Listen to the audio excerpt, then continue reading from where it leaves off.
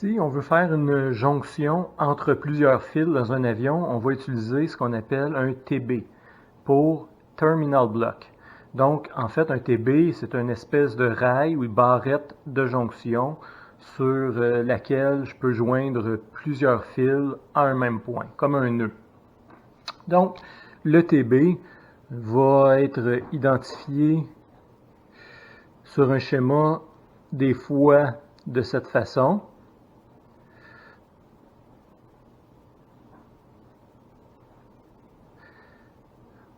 D'autres fois, on va voir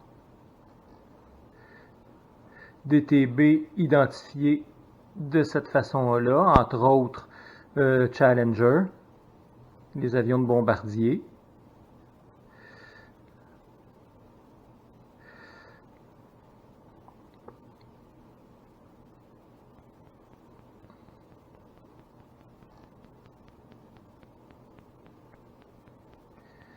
Donc, différentes façons d'indiquer un TB.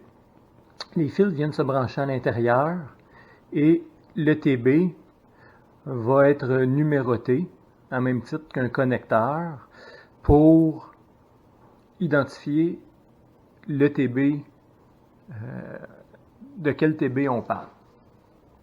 Donc, des TB, je pourrais avoir un type de TB semblable à celui-ci, qui sont simplement des vis sur lesquelles je peux raccorder des fils pour les relier au même point, qui sont séparés un de l'autre parce que je peux faire plusieurs jonctions sur celui-là.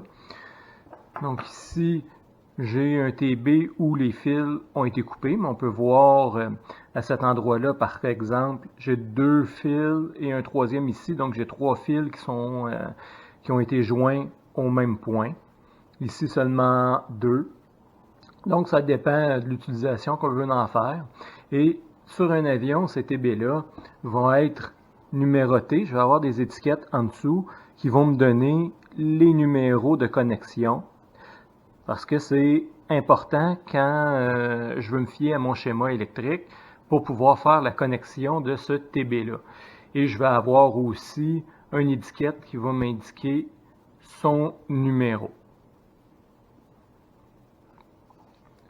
L'autre type de TB qu'on va trouver, c'est un TB de type rail, comme ça. C'est une rail qui est posée dans l'avion et je vais venir installer des modules. Donc, les petites pièces que vous voyez là, ce sont les modules que je viens insérer dans le rail de TB. Donc, des modules, il y en a de toutes les sortes. Je choisis ceux que j'ai de besoin et je vais venir pouvoir brancher, interconnecter mes fils à l'intérieur de ces modules-là. Donc là, le TB, dans ce cas-ci,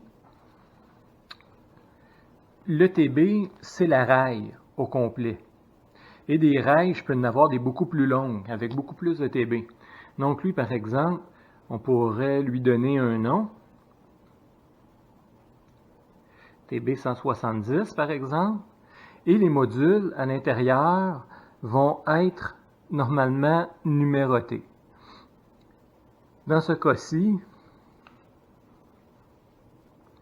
ils ont mis des lettres, mais souvent ça va être numéroté. Donc le premier à gauche va être TB, le module 1, module 2, module 3. Donc chaque module est numéroté pour qu'on puisse repérer le bon module dans le TB qui est en lien avec le schéma électrique.